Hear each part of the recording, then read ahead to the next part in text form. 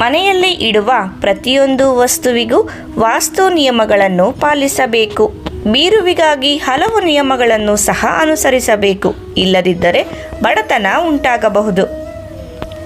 ಜೀವನದಲ್ಲಿ ಯಶಸ್ಸನ್ನು ಸಾಧಿಸಲು ವಾಸ್ತು ನಿಯಮಗಳನ್ನು ಅನುಸರಿಸುವುದು ಬಹಳ ಮುಖ್ಯ. ವಾಸ್ತು ದೋಷವಿದ್ದರೆ ಒಬ್ಬ ವ್ಯಕ್ತಿಯು ಜೀವನದಲ್ಲಿ ಅನೇಕ ಕಷ್ಟಗಳನ್ನು ಎದುರಿಸಬೇಕಾಗುತ್ತದೆ. ವಾಸ್ತು ದೋಷಗಳಿಂದ ಆರ್ಥಿಕ ನಷ್ಟವೂ ಉಂಟಾಗುತ್ತದೆ. ಮನೆಯಲ್ಲಿ ಇಡುವ ಪ್ರತಿಯೊಂದು ವಸ್ತುವಿಗೂ ವಾಸ್ತು ಸಲಹೆಗಳನ್ನು ಅನುಸರಿಸಬೇಕು. ಹಣವನ್ನು ಇಡುವ ಬೀರುವಿಗೆ ಸಂಬಂಧಿಸಿದಂತೆ ಹಲವು ವಾಸ್ತು ನಿಯಮಗಳಿವೆ. ಅನೇಕ ವಸ್ತುಗಳನ್ನು ಬೀರುವಿನಲ್ಲಿ ಇಡಬಾರದು. ಅದು ಬಡತನಕ್ಕೆ ಕಾರಣವಾಗಬಹುದು. ಈ ವಸ್ತುಗಳು ನಿಮ್ಮ ಕಪಾಟಿನಲ್ಲಿ ಇಟ್ಟರೆ ತಕ್ಷಣ ತೆಗೆಯಿರಿ.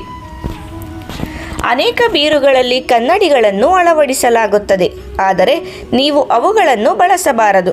ಕಪಾಟಿನಲ್ಲಿ ಕನ್ನಡಿ ಇದ್ದರೆ ಅದು ವಾಸ್ತು ದೋಷಕ್ಕೆ ಕಾರಣವಾಗುತ್ತದೆ. ಬೀರು ಒಳಗೆ ಕೂಡ ಕನ್ನಡಿಯನ್ನು ಇಡಬಾರದು. ವಾಸ್ತುಶಾಸ್ತ್ರದ ಪ್ರಕಾರ ಇದು ಆರ್ಥಿಕ ಬಿಕ್ಕಟ್ಟನ್ನು ಉಂಟು ಮಾಡಬಹುದು. ಸುಗಂಧ ದ್ರವ್ಯಗಳು. ಸುಗಂಧ ದ್ರವ್ಯಗಳು ವಾತಾವರಣವನ್ನು ಆಹ್ಲಾದಕರ ಮತ್ತು ಪರಿಮಳಯುಕ್ತವಾಗಿಸುತ್ತದೆ. ಜನರು ಬೀರುವಿನಲ್ಲಿ ಮೇಕಪ್ ವಸ್ತುಗಳನ್ನು ಇಡುತ್ತಾರೆ, ಜೊತೆಗೆ ಕಪಾಟಿನಲ್ಲಿ ಸುಗಂಧ ದ್ರವ್ಯಗಳನ್ನೂ ಇಡುತ್ತಾರೆ. ಆದರೆ ಸುಗಂಧ ದ್ರವ್ಯವನ್ನು ಬೀರುವಿನಲ್ಲಿ ಇಡುವುದರಿಂದ ವಾಸ್ತು ದೋಷ ಉಂಟಾಗುತ್ತದೆ. ಇದರಿಂದಾಗಿ ಆರ್ಥಿಕ ಬಿಕ್ಕಟ್ಟು ಉಂಟಾಗಬಹುದು. ಹರಿದ ಕಾಗದಗಳು. ಕಪಾಟುಗಳಲ್ಲಿ ಜನರು ರೂಪಾಯಿ, ಹಣ ಮತ್ತು ಪ್ರಮುಖ ದಾಖಲೆಗಳನ್ನು ಇಡುತ್ತಾರೆ. ಆದರೆ ಕಪಾಟಿನಲ್ಲಿ ಹರಿದ ಕಾಗದವಿದ್ದರೆ ಅದು ನಿಮ್ಮ ಆರ್ಥಿಕ ಸ್ಥಿತಿಯ ಮೇಲೆ ಪರಿಣಾಮ ಬೀರಬಹುದು.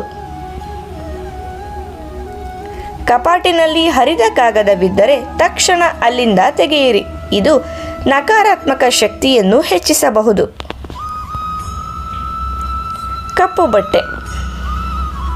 ಹಣವನ್ನು ಸುರಕ್ಷಿತವಾಗಿಡುವುದು ಅಥವಾ ಹಣವನ್ನು ಕಪ್ಪು ಬಟ್ಟೆಯಲ್ಲಿ ಸುತ್ತಿ ಇಡುವುದು ಅಶುಭ. ಯಾವುದೇ ಕಪ್ಪು ವಸ್ತುವನ್ನು ಹಣ ಇಡಲು ಬಳಸಬಾರದು. ಇದರಿಂದ ಆರ್ಥಿಕ ನಷ್ಟ ಉಂಟಾಗಬಹುದು.